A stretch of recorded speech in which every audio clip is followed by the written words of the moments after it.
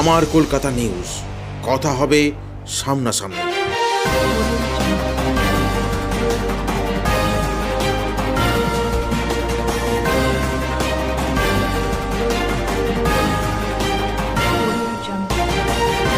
পারিবারিক বিবাদের জেরে মারপিটের ঘটনা ঘটল হুগলির সিমলাগড় স্টেশনে।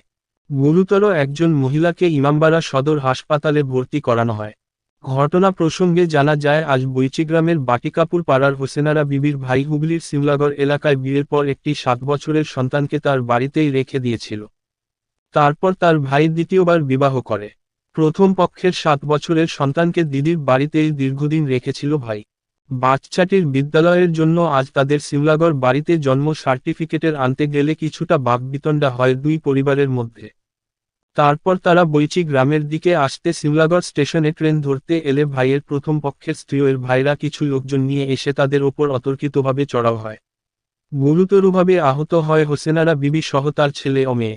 প্রাথমিকভাবে তারা স্থানীয় পান্ডুয়া গ্রামীণ হাসপাতালে নিয়ে গেলে কর্তব্যরত চিকিৎসক তাদের ইমামবাড়া সদর হাসপাতালে স্থানান্তরিত করে।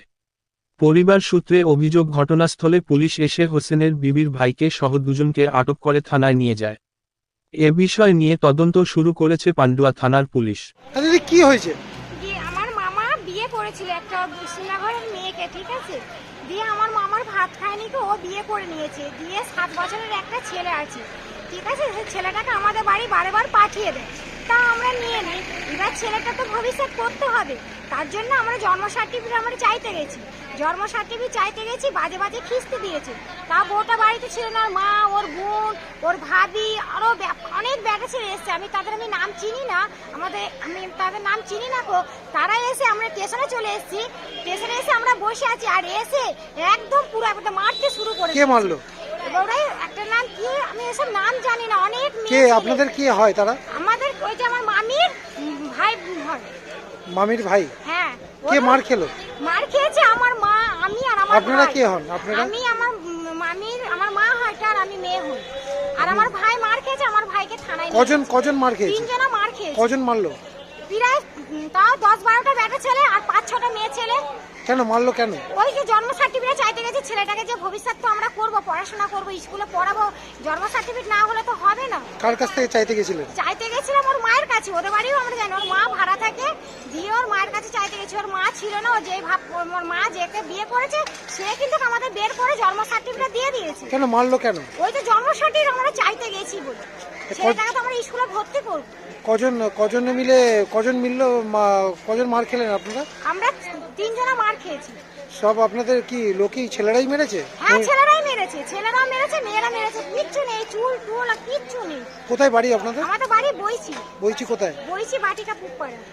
আপনারা স্থানীয় থানায় অভিযোগ করেছেন? হ্যাঁ, করেছি তো। থানা পুলিশ এসেছিল? হ্যাঁ, পুলিশ এসেছিল। পুলিশ এসে হাসপাতালে এসেছিল, দিয়ে আমাদের 3 জনকে, আমার 2টো মামাকে আর আমার ভাইকে ধরে নিয়ে গেছে। তার মধ্যে ওদের একটাকে পেয়েছে, একটাকে নিয়ে গেছে। আমার ভাইয়ের মানে আয়েব আলী আমার ভাই হয়, আর সিমলাগড়ে একটা মেয়ের সঙ্গে বিয়ে হয়েছিল আমার ভাবির সাথে। কতদিন আগে? কতদিন? 7-8 বছর। হ্যাঁ, 7-8 বছর। তারপরে তার একটা ছেলে আছে, 7 বছরের ছেলেটা। তো ছেলেটাকে এখানেই ছিল সিমলাগড়ে। তারপরে ওর মা আমাদের ওখানে দিয়ে এসেছিল, দিয়ে আমরা এবার রেখে দিয়েছি। তারপরে ছেলেটাকে স্কুলে ভর্তি করবো বলে গেছিলাম, তো স্যাররা বললো যে জন্ম সার্টিফিকেট লাগবে। এবার জন্ম সার্টিফিকেট ওর মায়ের কাছে আছে সিমলাগড়ে। এবার আমরা আজকে এসেছি, আমি, আমার মা, আমার ভাই, আমার দিদি।